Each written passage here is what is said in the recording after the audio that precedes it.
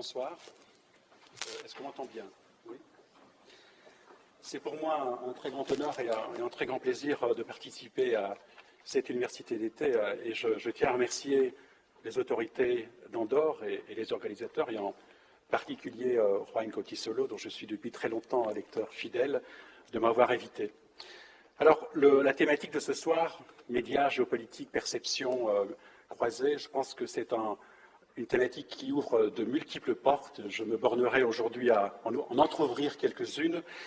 Et comme nous avons l'immense privilège d'avoir avec nous des personnalités intellectuelles, des professeurs d'université renommés, je me contenterai d'être ce que je suis, c'est-à-dire un journaliste d'abord. Je suis un journaliste pratiquant, passionné par mon métier et aussi très conscient des dérives de ce métier. C'est vrai que c'est sur cette base-là que je vous invite à m'entendre.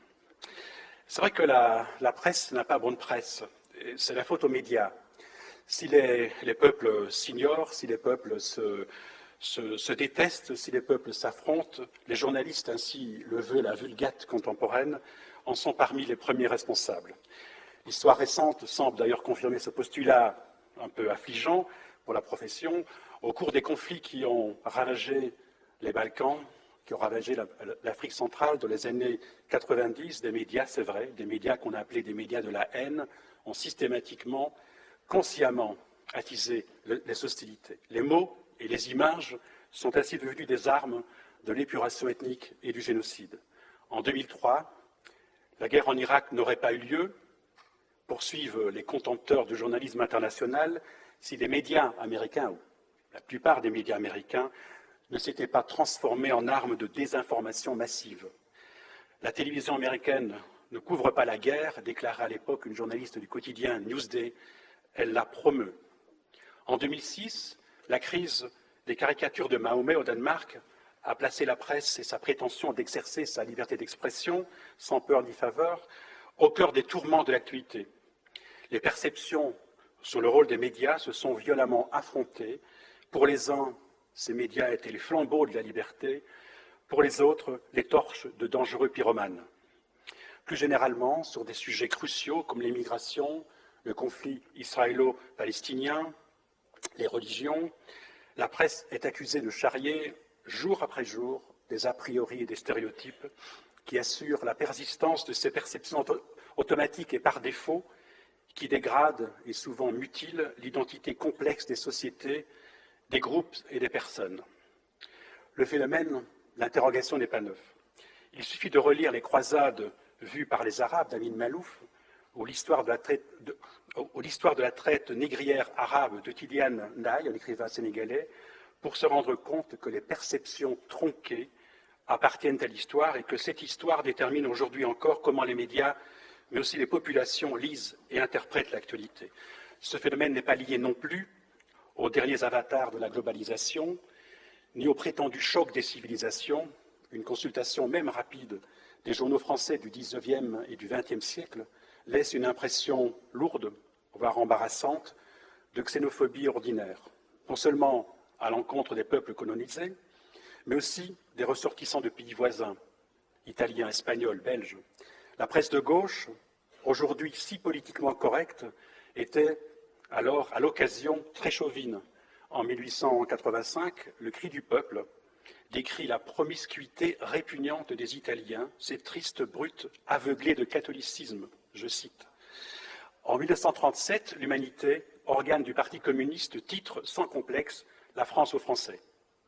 Cette référence au passé nous rappelle la persistance de sentiments chauvins et de dérives nativistes, mais comme je suis un optimiste, elle montre aussi le progrès qui a été réalisé, le chemin qui a été parcouru. Aujourd'hui, en Europe du moins, pratiquement aucun grand média, à part des feuilles aussi vulgaires que The Sun en Grande-Bretagne, ou le New York Post aux États-Unis, ou des stations comme Fox News, n'oserait insulter les Chinois ou les Noirs ou les Arabes en des termes aussi crus. En Europe, en tout cas, les mots méprisants et agressifs qui étaient utilisés jadis au milieu des places publiques et à la une des journaux sont réservés aux arrière-salles de café mal tenues ou dans les recoins les plus malfamés d'Internet. Et pourtant, malgré cet assagissement du vocabulaire, les médias restent sur la sellette voire cloués au pilori. Dans de nombreux milieux, dont certains sont plus légitimes et plus respectables que d'autres, les grands médias sont accusés de gorger les flux de l'actualité de stéréotypes dégradants, de préjugés humiliants et de propos haineux. Des chercheurs et des intellectuels renommés, comme Edward Said, ont dénoncé cette propension des médias occidentaux à caricaturer en particulier l'islam et à entretenir à propos du Moyen-Orient des pratiques journalistiques qui dédaignent les peuples et obscurcissent les enjeux. Mais la critique ne porte pas seulement sur la couverture de l'islam. L'Afrique, elle aussi, se plaint de la manière dont elle est couverte dans la grande presse internationale comme un continent uniquement d'épidémies, de guerre et de misère. L'Amérique latine aussi s'agace de la presse, surtout de la presse gringa, qui semble s'intéresser qu'à la coca et au coup d'État. Il est prudent à ce stade, avant de s'aventurer plus avant dans cette réflexion, de d'abord rappeler qu'il y a médias et médias, que la BBC n'est pas dirigée par Silvio Berlusconi, que Le Monde n'a rien à voir avec Bild Zeitung et que Foreign Affairs n'est pas France Dimanche. Rarement, en effet, l'offre de qualité de la presse internationale n'a été aussi dense, mais elle ne touche malheureusement qu'une partie minoritaire de la population, dessinant de plus en plus une société duale où la mésinformation, voire l'ignorance du monde, sont majoritaires. Après cette précaution oratoire, j'aimerais revenir sur certaines des critiques adressées à la grande presse occidentale, à ses pratiques et à ses réflexes, qui ont bu le prisme du journalisme international et contribuent à forger des perceptions partiales, imparfaites, voire trompeuses du reste du monde. La grande presse couvre d'abord très peu le monde. Paradoxalement, plus le monde se globalise et s'interconnecte, et plus la presse semble se replier sur un journalisme de proximité qui est un journalisme de myopie. Cette contraction de la couverture internationale a pris des dimensions caricaturales aux États-Unis. Dans la plupart des grands quotidiens régionaux, l'international occupe à peine 3% de l'espace rédactionnel. La plupart des grandes chaînes américaines ont fermé leurs bureaux à l'étranger et leurs séquences internationales se réduisent largement à quelques minutes d'information dictées par l'agenda de la Maison-Blanche, par la présence de citoyens américains dans un événement ou par le bang-bang des images. Ce phénomène gagne peu à peu l'Europe, notamment au sein de dans la grande presse régionale ou sur les chaînes de télévision les plus commerciales. On parle du Darfour, non pas en raison de la crise qui y règne, mais parce qu'une ONG située dans l'aire de distribution du média y travaille. On parle du Mexique, non pas parce qu'on s'intéresse au Mexique, mais parce que la guerre de la drogue y fournit des images hallucinantes de violence et de déraison. L'information internationale, par ses réflexes et ses choix, construit aussi un monde inquiétant et tourmenté qui accroît le sentiment d'insécurité ou de méfiance. Elle renforce cette géopolitique de l'émotion et du ressentiment dont parle Dominique Moisy, qui se nourrit de la peur et qui secrète, en Europe notamment, la crainte de perdre la maîtrise de sa propre destinée.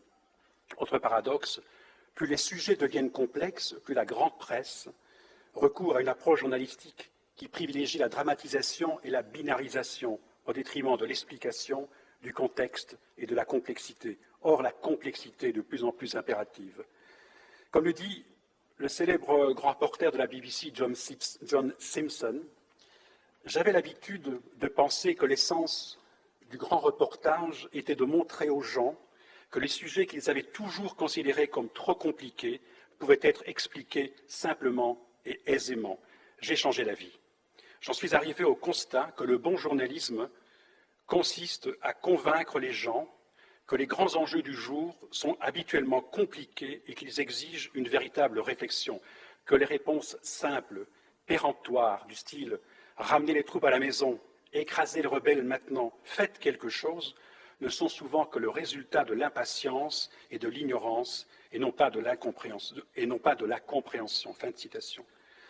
Dans ce contexte, évidemment, les stéréotypes peuvent proliférer non seulement par indolence ou par malveillance, mais parce qu'ils se prêtent à un traitement pressé et très formaté de l'actualité.